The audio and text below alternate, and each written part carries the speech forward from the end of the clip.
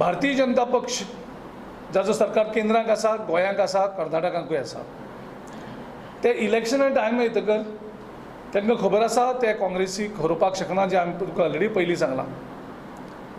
आनी हो जो कर्नाटकांत चर्चींचेर सर्वे करपाचो जो इशू जाला तो एक्चुली एक कम्युनिटीक म्हणजे एकूच कम्युनिटीचो सर्वे कित्याक हो प्रश्न एक येता. आनी हाचें मूळ म्हणजे गोंयांक आसा. गोंयची इलेक्शन आसात 2-4 म्हयन्यांनी. सो ह्या गोंयच्या आयज गोंय BJPक सगळे विरोधान गेल्ले आसात. ह्या सरकाराक काय कोणें सपोर्ट दिवन लोकांनी निवडून हाडूं नाशिल्लो. हो फाटल्या दारांतल्यान भितर सरला आनी कोणाक घेवन भितर सरला? जे सेक्युलर वोट्सांचे जिखलेले तांकां घेवन हो सरकार सद्या चलता. सुरवातेक सुद्दां सेक्युलर वोटांचे जे आयिल्ले तांकां घेवन हेणी सत्ता साबीत केली.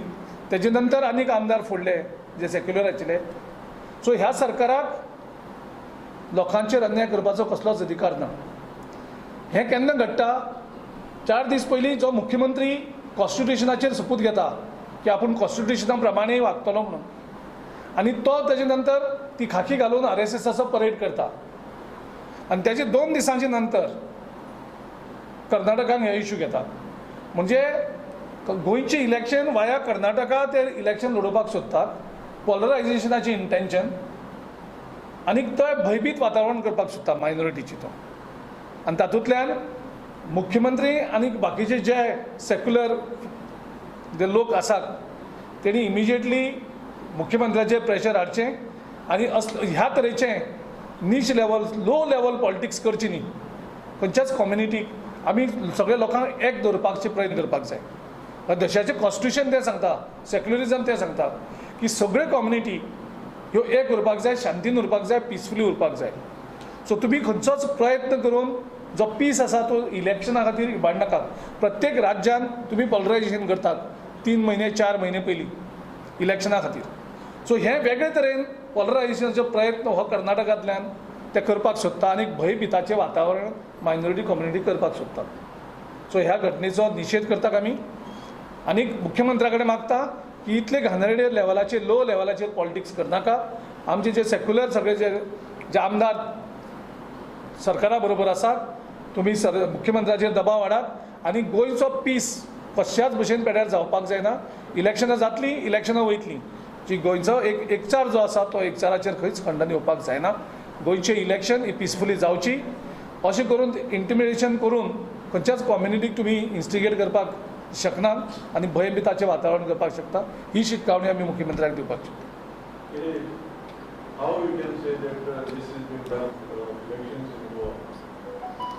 See, when the BJP government has realized it, that before this 10 people went, 10 Congress candidates joined the BJP. They have already had around 6 to 7 Catholic candidates. I know, but So that you going to say they are doing deliberately to get them divided?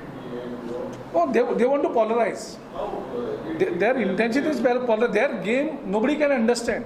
No, but it will BJP's BJP that second part they are not understanding what way, and see the way they are. I don't know who will be their candidates. Nobody knows who will be their candidates. The indications that I am getting, many of those who stood by them, they are going to throw them out, use and throw policy. Many of them. What you are saying is correct. Then it will affect the BJP. It benefits you. Not only that, so they are trying to polarize. Now we can level the charge and we are doing. They are trying to polarize. They are trying to polarize votes in their favor. Not only in Goa. You see the history wherever the elections were held. What has happened in those states just 3, 4, 5 months before the elections. So here this is the RSS game plan to make this Goa BJP win elections. I don't know how many of those minorities will get a renomination. That is also doubtful. So we don't know their strategy, what the strategy they are going to play. When they have realized that they are losing and they are desperate, and these attempts are out of desperation.